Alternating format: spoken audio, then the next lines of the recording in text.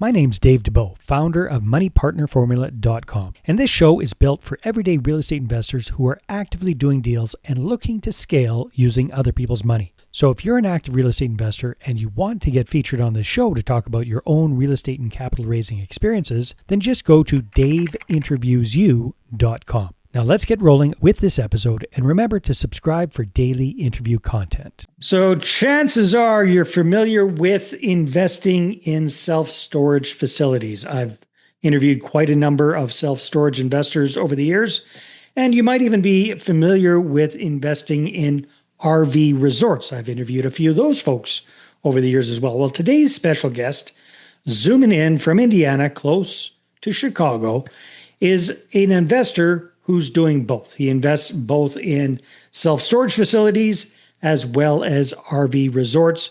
He is also a fellow podcaster, Mr. Tommy Hardaway. Welcome to the show. Great to have you. Thanks, Dave. Appreciate it.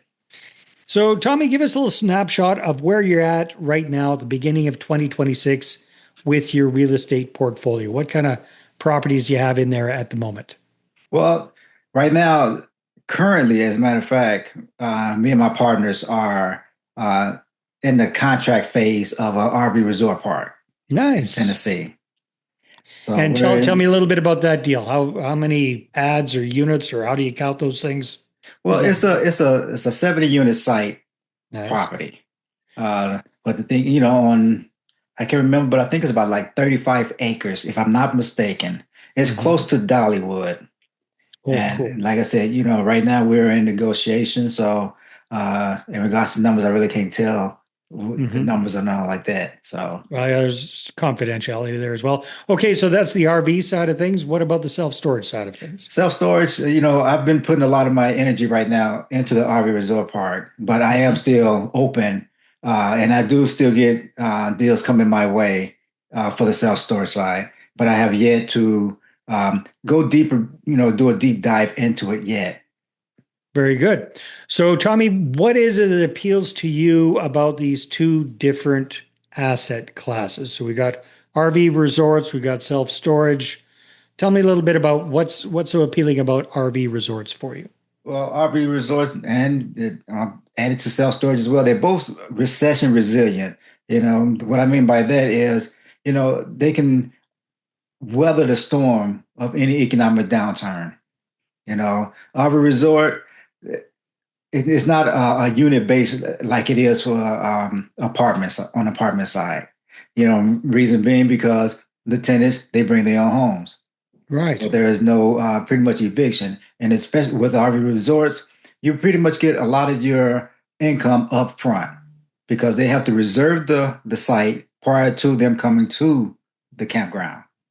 Got it. So, and what's your experience with the percentage of people that are kind of long-term tenants at an RV resort versus short-term overnight stay type people? What is that usually? Well, it's usually, campground based. It all depends on the owners as well. Some owners might want a lot of seasonal, which is year-round clientele. Some might do, more transient, which is basically month to month or daily. Me, I prefer more of the month to month and daily transient clients versus the seasonal, meaning I will have more of those because you can increase the rates of the monthly and the daily versus the seasonal, because this put it in a perspective of the seasonals are just like tenants in an apartment.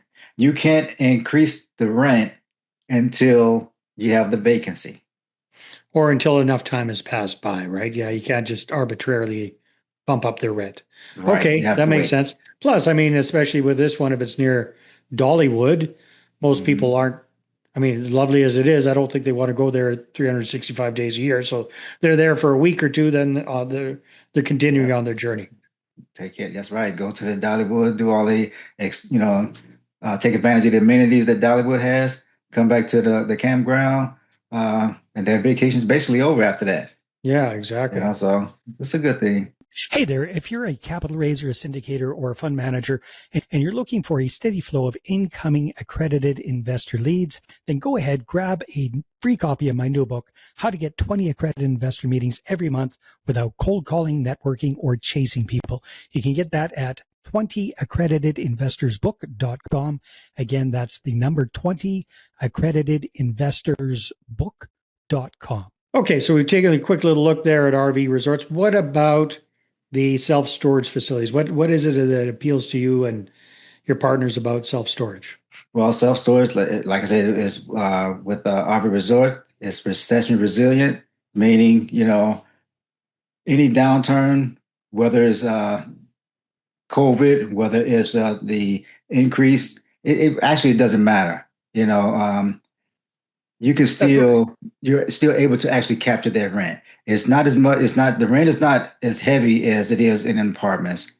And basically, you don't have to deal with tenants per se, but you don't have to do a lot of eviction. Right. You don't have or to if you do, it's a heck of a lot easier. It's a lot easier. Yeah. But you still have to make sure you comply with the lien laws of that particular state before you can sell off their goods.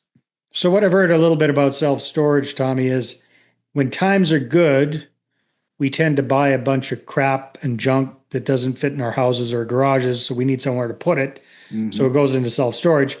And when times are bad, some people need to downsize from larger homes or apartments into smaller ones. Mm-hmm. They don't want to get rid of their stuff, so they still need somewhere to store it. So it's kind of, is that where the whole recession resilient idea comes from? Exactly. Yeah. Very, very good. Okay, cool. So you've recently started a new podcast, Adapt and Overcome, yes. And your focus is on interviewing fellow military vets. Tell me a little bit about what it is that, and you like working with military vets as investors in your deals. What is it that kind of appeals to you about working with those folks? Well, because I am a Marine veteran myself, and I can speak the language of the military. Yeah. Shared experience, right? You've got that common ground. Yeah, very good. Well, hey, congratulations on getting the new show up and going. I think that is fantastic. And at the moment, we're at the beginning of 2026. What big plans, what projects do you have penciled in for this year? Well, if we get this, this property that we have under PSA, which is purchase and sale agreement, if we go the whole nine with that, that's a big start right there. And it can only go up from there. Most definitely. So, Tommy, I was going to ask you, when it comes to real estate investing in general, what is it that kind of sparked your interest in this whole thing, this whole crazy world of real estate investing? Well, if I was to go back in time, I would say my father started me off. Because with his single family rental that he had, but even though he did go through the landlord headaches, that basically started it off. And I saw what he went through, and I figured I can pretty much do the same and or much better. So it started him off. It sounds like it was a painful experience for him with landlord headaches. What was the positive that you saw that appealed to you? The positive with anything is the cash flow. Okay. Yeah. But then you get one or two of those bad tenants, and that put a damper and a sour taste in your mouth. Yeah. So that's what kind of sparked your interest. How did your father do with real estate at the end of the day? Did it work out well for him? It worked out pretty good. He only had that one, and I think he was one and done. but still on that side of the family, my uncle, which was my dad's brother-in-law, he had a string of single family rentals. So I saw what he did as well, and he did pretty good throughout the years. Nice. So you saw the pain in the butt with tenants and toilets. Is that why the whole RV and resort thing and the whole self-storage thing appeals to you more than, let's say, single family homes or apartment buildings? Well, to be honest with you, I did have a single family, and I was a landlord for 20 years. And yes, I did have the headaches, and I had the horror stories to back it up with.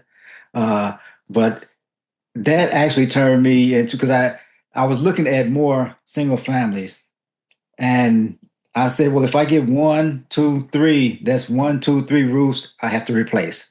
Right. Then actually, after the single family thought went through, I started looking at apartments. But then COVID hit and the moratorium came about, and I really didn't want to come out of pocket, to pay the mortgage every month because of that moratorium. So Right. self-storage was looking really good at that point in time. Makes a lot of sense. Awesome, Tommy. Well, hey, I wish you all the best with your endeavors this year. I'm sure you're going to do great.